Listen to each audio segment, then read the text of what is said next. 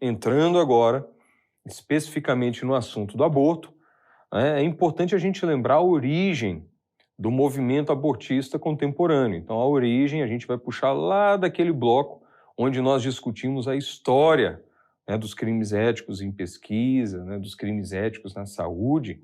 A gente tem que lembrar a origem do movimento abortista, que é justamente no movimento eugenista. A origem do aborto está ligado, por exemplo, na época contemporânea, à Planned Parenthood, né, da senhora Margaret Sanger. Então, na origem do aborto está toda uma questão racista, eugenista, de discriminação contra os pobres, de pretensão de limpeza racial de uma população. E o aborto era um instrumento ideal. Então, inclusive, até hoje, nós temos denúncias feitas de que essa instituição de, entre aspas, saúde, ela aceita dinheiro para fazer aborto seletivo numa determinada população, a população negra. Nós temos denúncias que eles vendem pedaços de fetos para pesquisa. Então, até hoje, essa raiz ela não é esquecida e ela precisa, de fato, ser integrada ao discurso na sociedade para que a gente compreenda de onde que viemos e de onde essa discussão surgiu. Então, o resgate histórico dessa discussão ele precisa ser feito. No sentido de fazer um resgate histórico, nós precisamos também lembrar, por exemplo, de uma figura importantíssima na história do aborto, que é o médico Bernard Nathanson. Ele era chamado pai do aborto. Bernard Nathanson foi responsável, direto e indireto, por dezenas de milhares de abortos nos Estados Unidos. E ele, inclusive, nas suas obras, muitas delas, as duas que eu li foram autobiográficas, inclusive, uma delas acho que foi traduzida, está em processo de tradução para o português, que é The Hand of God. Ele conta que ele e algum grupo, e um grupo de algumas poucas pessoas pró-aborto, eles criaram essas terminologias que eu acabei de criticar, né? Não, interrupção da gravidez, é o direito de escolha. Essas expressões, elas têm uma origem. E ele declara claramente ali que ele participou da formulação dessas expressões com o objetivo, claro, de legalizar o aborto. A gente também não pode analisar as coisas de uma forma muito injusta. Ele mesmo disse, na sua biografia, que quando ele criou aquelas expressões, ele realmente acreditava, né, na ideia de que oferecer um aborto tecnicamente bem feito faria um bem para as mulheres, né? Mas depois aconteceu uma coisa com ele. Ele descobriu uma coisa, na verdade descobriram uma coisa chamada ultrassonografia. E ele caiu na bobeira de fazer um ultrassom durante um aborto. E naquela época começava também a medicina fetal. A gente começava a estender, né, a medicina para procedimentos diagnósticos, entre outros, intraútero.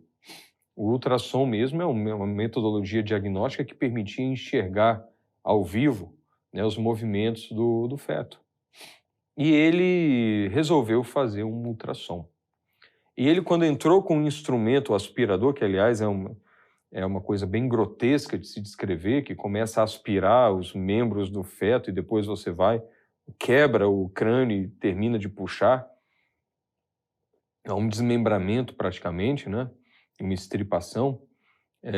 Quando ele viu o aparelho entrando e o ultrassom mostrando aquilo, ele observou que o feto se debatia. E aquilo gerou um mal-estar nele. Não foi nem por uma questão religiosa, uma questão de acesso aos valores transcendentais. Não, aquilo gerou um mal-estar imediato, né? Uma coisa intuitiva. Ele viu e se impactou com aquilo. E com o passar dos dias, ele começou a refletir que o feto estava sendo tratado por meio até do surgimento da medicina fetal, das metodologias diagnósticas dedicadas ao feto.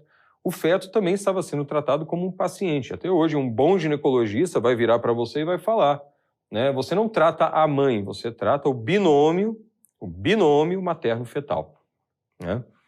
E o Bernard Nathanson viu aquilo, se chocou com aquilo, começou a refletir e ele virou, né? Não foi por uma razão, e ele declara isso no livro, ele não tinha sofrido conversão religiosa ainda, depois ele veio a se converter religiosamente, mas naquele momento foi por uma observação de que ali estava um feto reagindo no momento em que ele estava sendo esquartejado, né? E aquilo chocou ele de alguma forma. Ele nunca tinha observado aquilo em vivo, acontecendo do jeito que ele observou quando usou o ultrassom. E ele, na verdade, se tornou um opositor do abortismo. Ele virou um pró-vida. Então, Bernard Nathanson conseguiu uma proeza. Ele conseguiu ser odiado pelo lado pró-vida durante uma parte da vida e odiado pelo lado pró-escolha durante a outra parte da vida dele, né?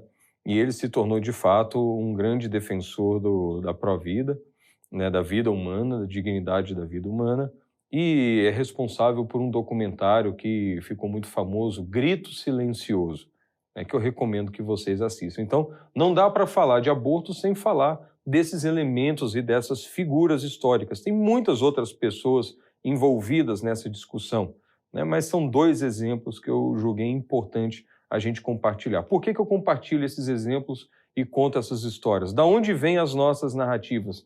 Dessas histórias. A gente começa a compor, já que a gente quer entrar na discussão, a gente tem que compor uma bagagem cultural. É claro que eu dei duas narrativas tendenciosas a uma visão ruim do lado pró-escolha e benéfica para o lado pró-vida. Mas só que também não adianta eu ficar falando muito da narrativa pró-escolha, que é só você ligar a televisão e você vai ver que todas as narrativas são pró-escolha praticamente. Então a gente faz aqui uma contraparte para tornar as coisas menos desiguais e a privação cultural menos evidente, vamos dizer assim. E quando a gente fala aborto, afinal de contas, do que a gente está falando? Então, vamos direto ao ponto. Nós estamos tratando exatamente as seguintes questões. A partir de qual momento eu posso matar quem me desagrada? É disso que eu estou falando. Quanto custa uma vida humana? Há algo de especial em ser humano? Essas são as três perguntas básicas que a gente precisa responder. Quando que eu posso matar alguém que me desagrada? É porque eu vou ter dificuldade para cuidar dessa pessoa depois que ela nasce? Ou porque ela está me dando trabalho já adulta ou idosa e tem alguma deficiência? Ou é porque ela tem a cor da pele que eu discordo? Ou porque ela tem uma opção de vida que me desagrada? Ou porque ela pensa politicamente diferente de mim? Quando que eu posso eliminar uma pessoa que me desagrada? É porque ele ainda não está completamente formado, mas é um ser humano, está intraútero e está indefeso? A gente tem que saber perguntar isso. O muro, o limite dessa minha capacidade de matar quem me desagrada vai ser colocado aonde? Quem coloca esse limite? Qual o critério filosófico, científico, moral para colocar esse limite? O aborto vai dar uma resposta para isso. As pessoas podem colocar os seus limites, mais subjetivos ou técnicos possíveis, mas ela estará respondendo uma pergunta. Quando ela pode matar alguém que a desagrada? É porque nasceu com alguma deficiência? É porque pertence a um sexo menos valorizado na sociedade? Não sei. Mas quando alguém defende o aborto, ele defende uma posição. A posição coerente, eticamente coerente com a dignidade da vida humana, ela se recusa a pôr essa muralha. Ela não vai pôr essa muralha em nenhum momento. Ela vai reconhecer que não, nós não podemos matar quem nos desagrada. A vida humana é sagrada, a vida humana está além de nossa ação, né, de nossa capacidade moral, digna de ação no sentido de criar ou destruir. Isso nos transcende. Ou nós respeitamos isso ou não. Se não respeitamos, nós estamos colocando um ponto ali de inflexão. Temos que responder também, quanto custa uma vida humana? Ela custa o meu conforto? Ela custa R$1.000, R$5.000, dólares, euros? Custa uma viagem? Eu não sei. Quanto custa uma vida humana? Quanto custa matar uma vida humana?